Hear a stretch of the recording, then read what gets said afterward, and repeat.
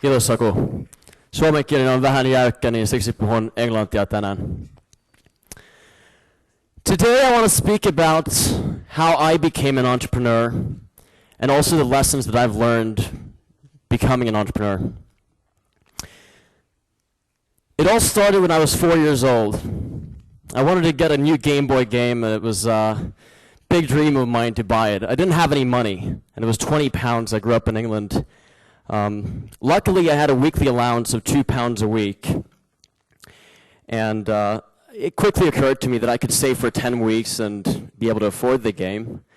But for a 4-year-old, 10 weeks is, for those of you who are 50, that's 2.5 years of waiting to play Super Mario. So very frustrating experience. There had to be another way. Now, I've always kind of been very interested in technology and engineering and machines. So I used to go around the house taking everything into pieces to see how it works, and unfortunately didn't really put them back together always. But one of my favorite machines was when my dad brought home a copying machine that I could use. And I played around with it quite some time, and after a while I woke up one day, my dad went to work, and I had this brilliant idea.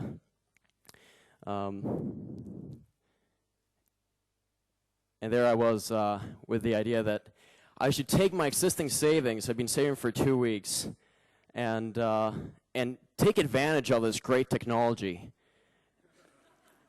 And I leveraged my savings, and overnight I quadrupled my life savings. And of course I thought this was, gee, how did anybody not think about this? This is obvious. But my dad came home, and unfortunately my innovation wasn't appreciated by the market and everybody else as much as I appreciated it. So I ended up taking on household chores, and in the next 2 weeks I earned the game. The lesson I learned is that don't make fake money. It's a bad idea. No, there's no substitute for hard work. A few years later, I moved back to Finland, and my passion for technology had just grown. So I wanted to buy this super PC, and it was selling for 900 euros.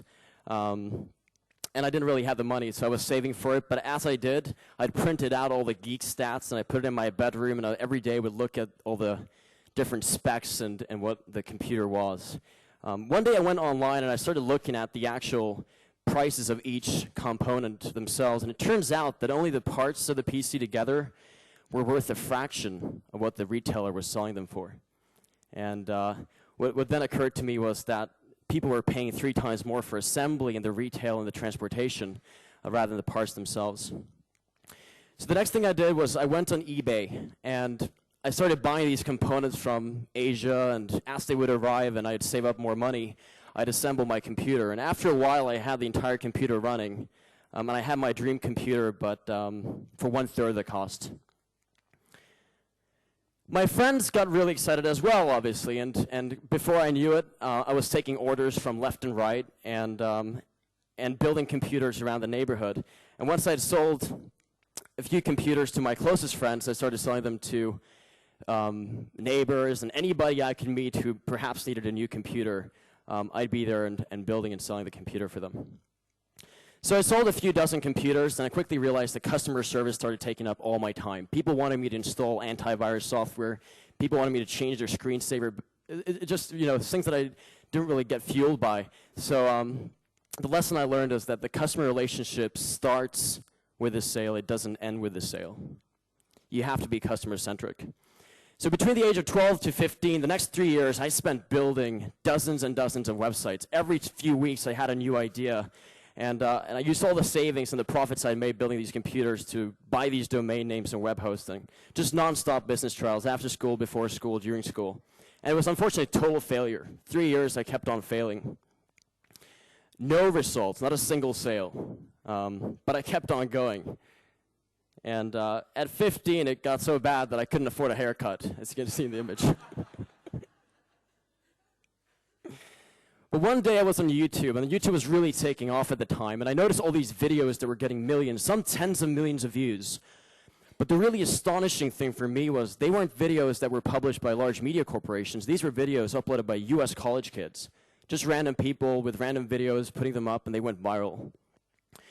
So I figured if I contacted these owners of the videos and the account holders, maybe I could pay them, $50 to get access to the video, and then connect those targeted viewers, the millions of people, with the brands that had products that might interest those people. And sure enough, I convinced the first guy to sell his account to me for $50, and within 4 hours, I made my first sale. And that was a big epiphany for me, and after that, I got really excited. So I spent the whole night doing this, and I skipped school, and I would sneak out of class and go to the computer room to see if I had any emails from people to get more videos, and I ended up buying more than 100 videos, and 200 million views, and $500,000 generated in sales at 15 for companies that had products on Amazon.com that were very relevant to the videos and the portfolio I had built up.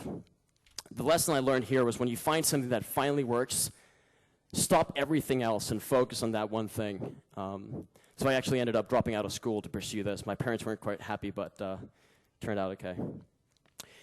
After a while, I noticed I was doing all this work for other people, and the other sites like Amazon.com, they were generating all the sales, and I was just getting a small cut. So I looked at Amazon, but at the same time, there's so much crazy cool stuff going on online. Social gaming was changing, and everything was changing, but online shopping, funnily enough, hadn't changed much. It was static, it was a catalog browsing experience, and it was boring. It was antisocial. So the next idea I had was, what if you could combine online shopping with everything else that was great online? Social, games, deals, but most of all, make online shopping really fun. That then led us to launch DealDash. And DealDash's vision was to make shopping fun online. That was 3 years ago. Today, we've grown to more than 250,000 shoppers in the US, and our sales are approaching the $10 million mark per year, and we're profitable, and we're the fastest growing company in online social shopping in our space in the US.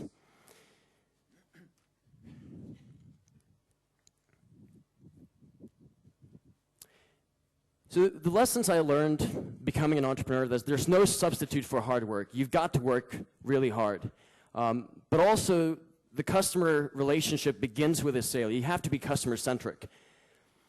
And also, it's incredibly important to remember that failure is the most effective way of learning. You just got to keep on going. There's no better way to learn than to do what doesn't work a few times before you get it right. And when you have 50 ideas and only one of them works really well, that leads me to the next point, is when you find momentum, stick with it, and stop doing everything else and just focus on that. And if you do all these things, I think it's possible. So for all the entrepreneurs in the audience and those who are thinking about becoming entrepreneurs, I have one advice, and that's don't get a job, get a mission, because entrepreneurs change the world. Thank you very much.